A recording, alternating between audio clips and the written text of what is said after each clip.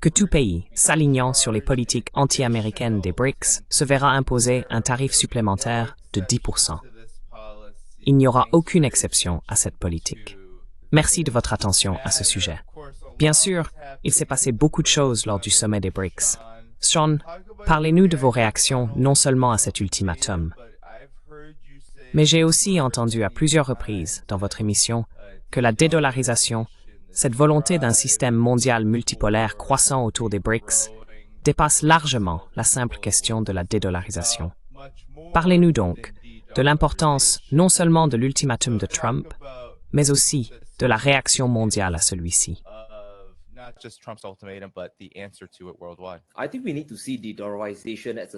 Je pense que nous devons considérer la dédollarisation comme un symptôme du problème américain, n'est-ce pas? Maintenant, le problème avec l'ultimatum de Trump, c'est qu'au final, il va se révéler très contre-productif. Le souci avec son ultimatum, c'est qu'il dit au monde, très bien, si vous suivez les politiques anti-américaines des BRICS, nous vous imposerons un tarif supplémentaire de 10%. Mais cela ouvre une véritable boîte de Pandore. Qu'est-ce que cela signifie réellement en matière de politique anti-américaine? Est-ce que cela veut dire commercer avec la Chine? Est-ce que cela veut dire commercer avec la Russie, acheter du pétrole russe? Ou est-ce que cela signifie simplement commercer avec l'ensemble des BRICS?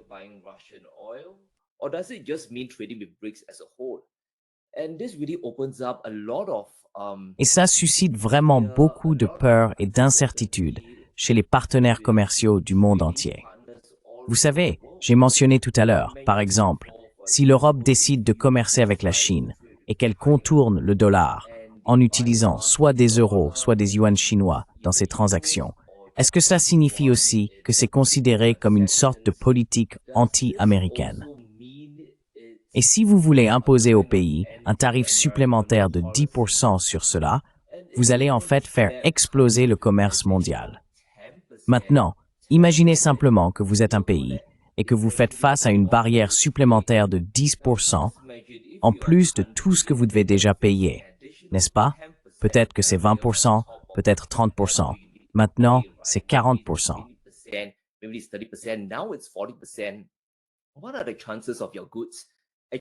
Quelles sont les chances que vos marchandises arrivent réellement sur le marché américain, au final? Elles sont quasiment nulles, et même le peu de chances qu'il restait vient de disparaître. Et si l'on regarde le bloc en pleine croissance, les économies émergentes qui vont vraiment prendre de l'ampleur dans les 10 à 20 prochaines années, ce sera le groupe des BRICS. Cela signifie qu'une grande partie des flux commerciaux se dirigera finalement vers ce bloc et non plus vers les États-Unis. Et c'est mauvais à bien des égards pour l'économie américaine, n'est-ce pas? Cela accélère en fait la dédollarisation. Beaucoup d'argent ne reviendra plus sur les marchés américains. Et Trump ne fera qu'accélérer ce qu'il redoute le plus.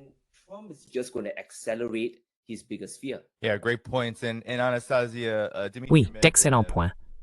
Et Anastasia, Dmitry Medvedev, le numéro 2 en Russie, a déclaré ceci. Les BRICS gagnent en autorité. Trump a annoncé qu'un tarif supplémentaire de 10% serait imposé à tout pays soutenant les politiques des BRICS. Donc nous faisons tout correctement.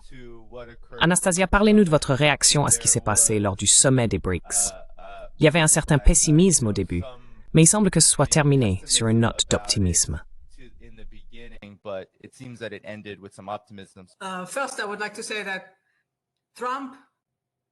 Tout d'abord, je voudrais dire que Trump publie tellement souvent sur ses réseaux sociaux que ce n'est pas la première fois qu'il essaie d'effrayer les BRICS. Vous vous souvenez qu'en fait, dans un accès de colère, il disait que des droits de douane de 100% seraient imposés aux pays des BRICS, et ainsi de suite. Donc, je pense que beaucoup de gens se sont habitués au fait que Trump parle tout le temps. Parfois, il dit une chose un jour et le contraire le lendemain. À mon avis, ce tarif de 10% n'était encore une fois qu'un discours destiné à effrayer les pays des BRICS et leurs partenaires, etc. Le président Lula a répondu à cela, je pense, de manière très claire. Il a été très explicite en disant que nous n'avons pas besoin d'empereurs ici. Nous sommes des pays souverains.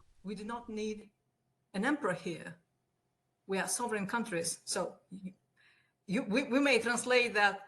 On peut donc traduire cela par « qui se soucie de ces 10% ou de ce que dit Trump ?» Ensuite, à propos de votre question sur les attentes, en réalité, dès le tout début, il y a seulement quelques semaines lorsque cela a été rendu public, que le président Poutine ne viendrait pas et que Xi Jinping ne serait pas présent, j'ai lu beaucoup d'articles et d'opinions disant « Oh, les deux dirigeants de cette puissance, Poutine et Xi Jinping, ne sont pas au sommet. » Et cela pourrait affaiblir le sommet, l'image même du sommet. Mais après, puis-je lire un commentaire qu'un de nos abonnés a laissé? Après avoir lu ce commentaire, j'ai repensé mon idée. Attendez une seconde. Changement intéressant au sein des BRICS. Xi Jinping saute le sommet pour la première fois en 12 ans.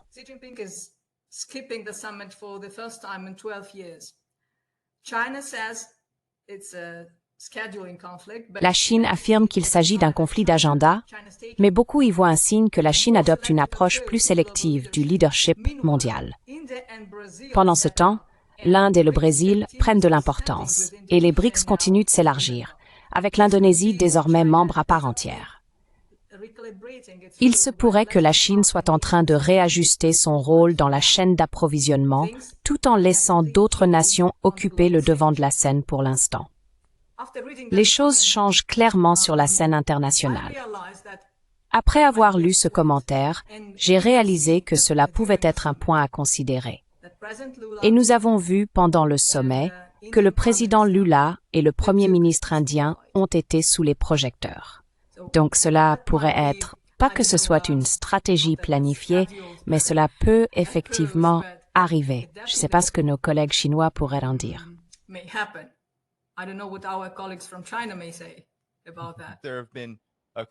Il y a eu des critiques, même à l'égard de la nouvelle banque de développement, par exemple sur son incapacité à échapper à l'emprise du dollar. Mais il y a eu d'importantes discussions sur la création d'une alternative à SWIFT, une proposition. Et nous savons que le ministre des Finances russe, M. Siluanov, a joué un rôle majeur à cet égard.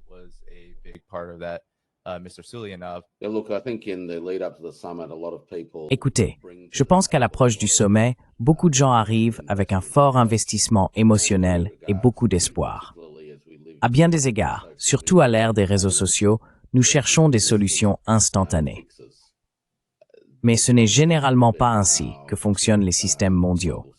Ils évoluent selon leur propre temporalité et leur propre rythme. Souvent, nous avons l'impression, en tant qu'individus, que les événements avancent très lentement. D'une certaine manière, je pense que beaucoup de personnes qui espèrent un changement dans le monde souhaitent désespérément qu'un événement spectaculaire vienne provoquer ce changement.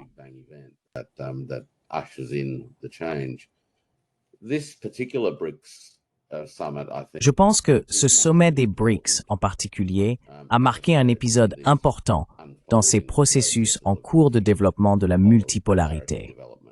Non seulement à cause de certaines questions de personnes, qui bien sûr peuvent beaucoup animer les gens, mais surtout parce qu'il a vraiment, selon moi, posé un jalon en affirmant que les pays ne se laisseraient pas intimider, qu'ils continueraient à se concentrer sur ce qui compte pour eux du point de vue du développement économique et de la prospérité pacifique, et qu'ils continueraient à trouver des moyens de collaborer entre eux et de faire avancer les intérêts du Sud global. Et je pense que c'est probablement la chose la plus importante à retenir.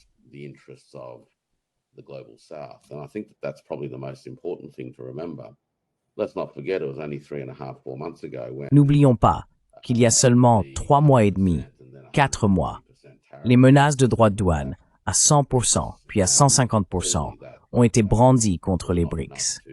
Et de toute évidence, cela n'a pas suffi à dissuader les pays de s'impliquer. Car les gens, franchement, en ont un peu assez de la situation actuelle et souhaitent faire avancer la réforme du monde de manière à créer de l'espace pour que les pays en développement puissent, d'une part, avoir davantage leur mot à dire sur le fonctionnement du monde, et d'autre part, s'assurer qu'ils puissent bénéficier des opportunités de développement économique et social qui leur ont été refusées pendant de nombreuses décennies. Donc, j'ai tendance à ne pas être ni optimiste ni pessimiste, je suppose, lorsque je regarde des événements comme celui-ci, mais j'essaye vraiment de les contextualiser dans ces longs processus de transformation systémique.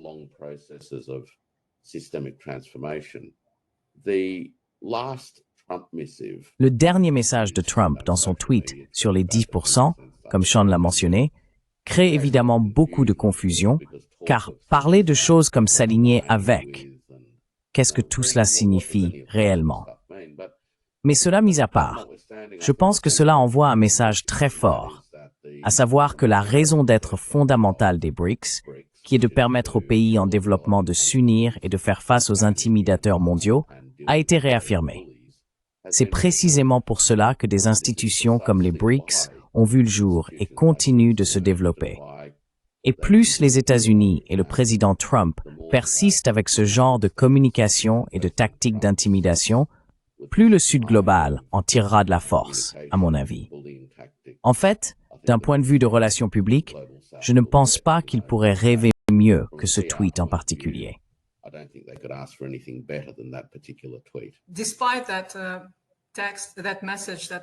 Malgré le message que Trump a laissé sur ses réseaux sociaux, je ne pense pas que beaucoup de pays en aient été effrayés. Regardez la Malaisie, ce qu'a dit leur ministre aujourd'hui après le sommet des BRICS, que c'est une occasion en or pour le pays et qu'il ne compte pas la laisser passer. Avec ou sans tarifs douaniers, ils veulent simplement suivre la voie décidée lors du sommet des BRICS. Ils voient l'opportunité que les BRICS pourraient offrir à la Malaisie.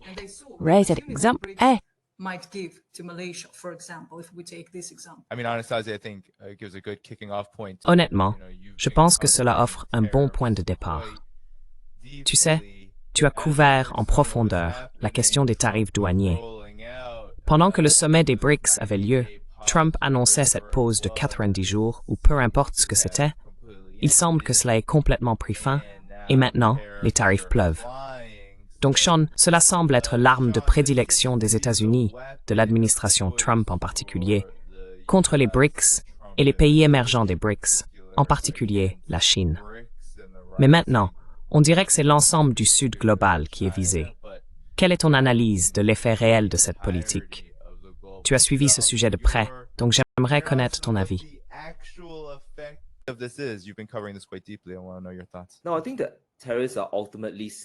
Non, je pense que les tarifs douaniers sont en fin de compte contre-productifs d'une manière très désastreuse. Si l'on repense à la première arme utilisée par Washington sous l'administration Biden, c'était la confiscation des avoirs russes, n'est-ce pas? Cela a provoqué une onde de choc dans le monde entier. Cela a simplement montré à quel point la surenchère américaine est vraiment stupéfiante. Les États-Unis peuvent aller jusqu'à confisquer les réserves d'un pays souverain, qu'il s'agisse d'obligations du Trésor ou de tout autre actif. Maintenant, le problème avec les tarifs douaniers par rapport à la confiscation, c'est qu'avec la confiscation, les Américains peuvent toujours trouver une justification, n'est-ce pas?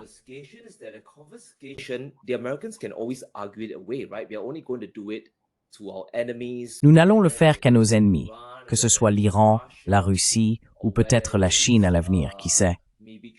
Mais le problème avec les droits de douane, c'est qu'ils sont universels. Ils touchent tous les pays sans exception. Et rappelons-nous que le tarif de base est d'environ 10%. Cela pourrait même être plus. Si personne ne répond aux lettres envoyées par Scott Bessent. Maintenant, le problème, c'est que lorsqu'on impose un droit de douane de 10% ou plus au monde entier, cela rend en réalité l'exportation vers les États-Unis beaucoup plus difficile. Donc en ce moment, les pays ont un choix très important à faire, n'est-ce pas?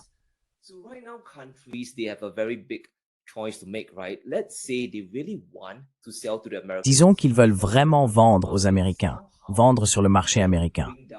D'une manière ou d'une autre, ils doivent réduire leurs coûts de production. Supposons donc que le pays XYZ, ou l'île Penguin par exemple, soit frappé par un tarif douanier de 20% ou 30%. Maintenant, pour pouvoir vendre vos produits jusqu'aux Américains, il vous faut peut-être baisser votre coût de production de 20 ou 30%, n'est-ce pas? Et comment allez-vous faire cela? Eh bien, les seuls pays au monde capables de vous fournir ce type d'intrants industriels sont les pays des BRICS. Pas seulement la Russie, pas seulement, vous savez, l'Indonésie. Le pivot sur lequel nous devrions tous nous concentrer, c'est la Chine, n'est-ce pas?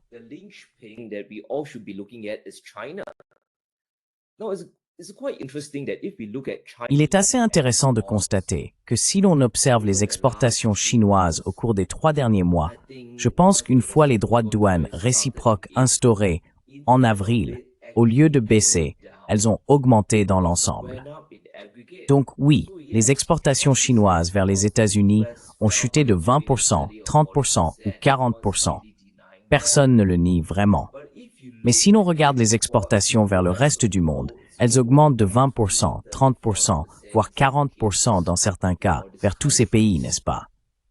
Il suffit de regarder l'Europe.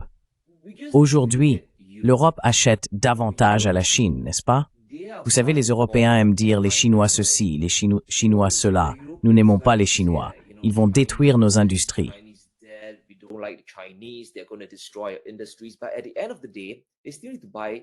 Mais au bout du compte, ils ont toujours besoin d'acheter des intrants chinois bon marché, ainsi que d'autres pays, que ce soit la Malaisie, l'Indonésie ou le reste des BRICS. Et à cause de cela, les Américains se sont vraiment retrouvés coincés dans une position très peu viable. Ce n'est pas bon. Donc, le reste du monde, en conséquence des tarifs douaniers de Trump, est maintenant forcé de commercer davantage avec les BRICS, n'est-ce pas? Qu'ils le veuillent ou non, ils doivent réduire le coût de production. Ce qui se passe maintenant, c'est que Trump a en fait accéléré la dédollarisation comme jamais auparavant. Donc, les pays, beaucoup d'exportateurs et d'importateurs, discutent entre eux en ce moment.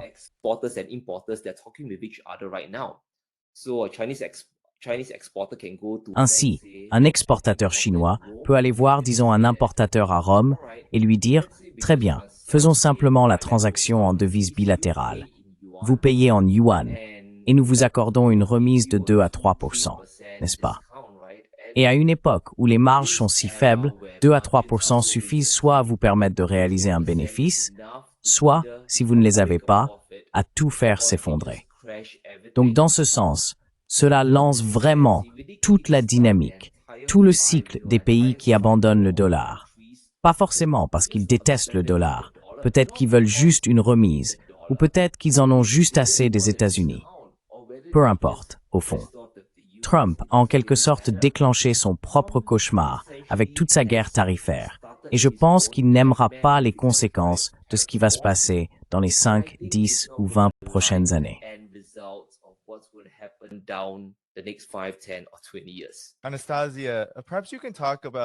Anastasia, peut-être pouvez-vous parler en réponse à ce que Sean vient de dire. Vous savez, le ministre des Finances russe a joué un rôle particulièrement important lors du sommet des BRICS, Anton Siluanov, et il a fait de nombreux commentaires aux médias. Voici ce qu'il a dit en réponse à une question sur l'utilisation des monnaies nationales dans le commerce des BRICS. Il a déclaré, je cite, « De tels règlements ont prouvé leur fiabilité et leur indépendance vis-à-vis des institutions de prêt occidentales qui, à tout moment, comme on le constate, peuvent suspendre les paiements. » Donc, Anastasia, parlez du rôle particulier que la Russie a joué lors de ce sommet des BRICS, ainsi que dans cette dynamique plus large vers la dédollarisation. Anton Siluanov, as a finance minister, of course, participated. Anton Siluanov, en tant que ministre des Finances, a bien sûr participé au sommet des BRICS. Et il a poursuivi la voie tracée lors du sommet de Kazan l'année dernière, lorsque nous avons entendu pour la première fois qu'un nouveau système de paiement devrait être mis en place au sein des BRICS. Et bien sûr, tout au long de cette année, il y a eu beaucoup de spéculations sur la possibilité d'une monnaie commune entre les BRICS ou non, etc. Mais le point principal que le ministre voulait souligner, et il l'a dit, c'est que les monnaies locales jouent un rôle énorme dans le commerce. Il a également mentionné que, par exemple, la Russie et la Chine commercent dans leur monnaie nationale. And he told that also Il a également déclaré que l'échange de devises nationales n'est pas seulement important pour la Russie, il l'est pour tous les pays des BRICS. Si l'on prend l'exemple du Brésil et de la Chine, c'est la même chose. Si l'on prend l'Iran et la Chine, c'est pareil. Ils commercent en yuan et en monnaie iranienne. Donc, en Russie, cette question de l'échange entre le rouble et le yuan est très pertinente. C'est pourquoi on en parle assez souvent. Et je pense que dans je ne sais pas, peut-être quelques mois, nous verrons un nouveau système de paiement BRICS prêt à être utilisé. J'ai ce pressentiment, tout dépendra de la manière dont les banques centrales des pays des BRICS et les ministres des Finances travailleront ensemble. 90% des échanges commerciaux entre les pays des BRICS se font déjà dans leur monnaie nationale locale. Donc, si vous pouviez parler de la signification de cela, parce que les médias occidentaux traditionnels ont minimisé l'importance de ce sommet pour une raison bien précise. Mais même Bloomberg a dû admettre qu'on ne peut plus vraiment ignorer les BRICS. Parlez-nous des raisons de cela.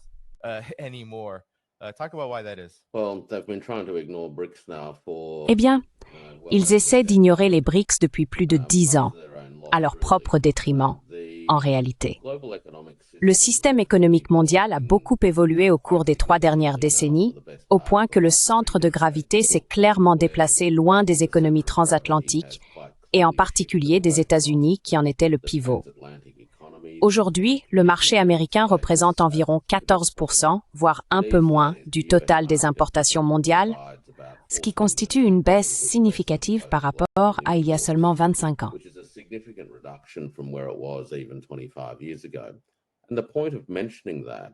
Et le fait de le mentionner sert simplement à démontrer que les contours du commerce mondial et des flux de valeurs continuent d'évoluer et que les États-Unis ne sont plus en position d'imposer unilatéralement leurs conditions. Cela explique en fin de compte pourquoi l'on assiste à une évolution qui s'éloigne de l'utilisation du dollar américain comme principale monnaie de règlement des échanges.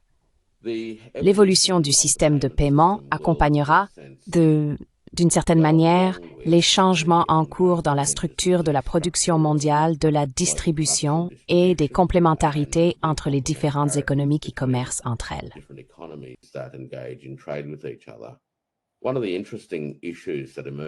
L'un des aspects intéressants qui apparaissent lorsqu'on traite du commerce bilatéral, c'est que dans le cas où il existe des déséquilibres entre 2 parties commerciales, cela peut finalement entraîner des problèmes de liquidité lors des règlements en monnaie nationale.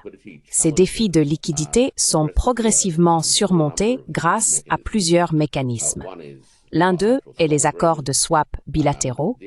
L'autre, bien sûr, consiste simplement à élargir le réseau de partenaires commerciaux afin d'augmenter le nombre de paires d'échanges, permettant ainsi aux entreprises de différents pays d'acheter et de vendre leurs biens entre elles, et, au final, de créer, je suppose, un écosystème commercial dans lequel il existe une liquidité suffisante pour régler les comptes à la fin de chaque journée.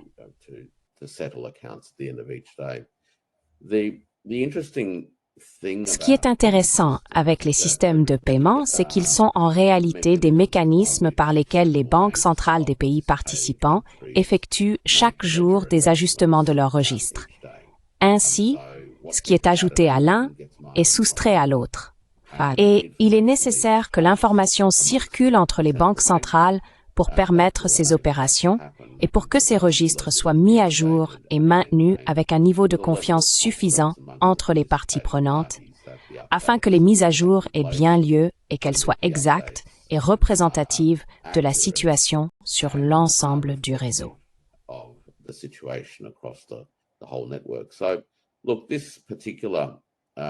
Écoutez, ce sommet des BRICS est particulièrement important car il ne fait que consolider tout cela. Il montre que les nations du Sud global ne vont pas se laisser intimider, qu'elles voient des avantages mutuels à poursuivre des échanges commerciaux. Elles comprennent qu'il y a de la sécurité et de la sûreté dans la collaboration et dans le nombre. Et il y a beaucoup beaucoup de risques à ne pas créer ce type d'institution capable de les protéger de l'influence capricieuse du bras politique des États-Unis. Donc je pense que c'est là où nous en sommes. Ce ne sont que le reflet de changements structurels à long terme. Vous savez, les gens deviennent obsédés par le commerce.